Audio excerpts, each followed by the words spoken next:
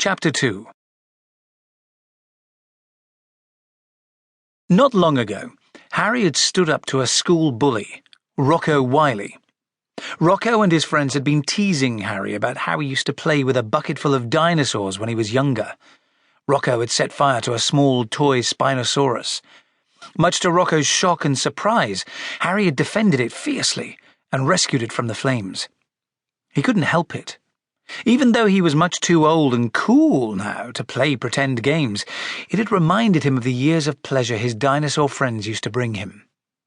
But that night, a huge, living Spinosaurus had turned up in his bedroom. A 12-metre-long reptile with the smell of meat on its breath, and a snout like some weird crocodile. In a voice like air escaping from a burst tyre, the Spinosaurus had told Harry he was a bud. A back-up dinosaur. He explained that the dinosaurs that had meant so much to Harry as a little kid had never really gone away. Harry thought he had grown out of them, but the dinosaurs knew that deep down he still believed in them. They were just waiting for him to give them a sign.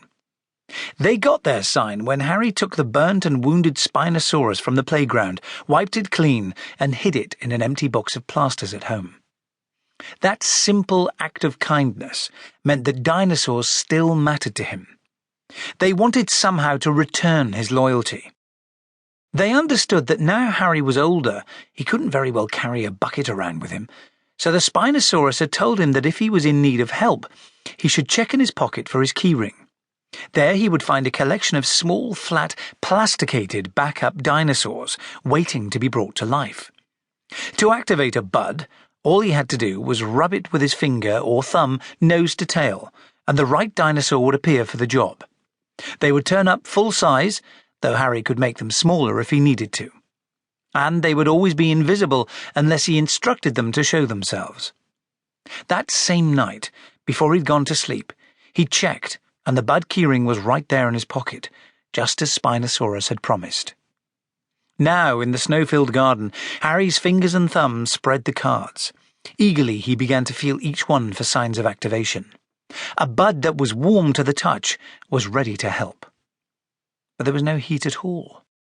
The cards were just cold pieces of plastic. Harry sighed, but then quickly cheered up. What am I worrying about?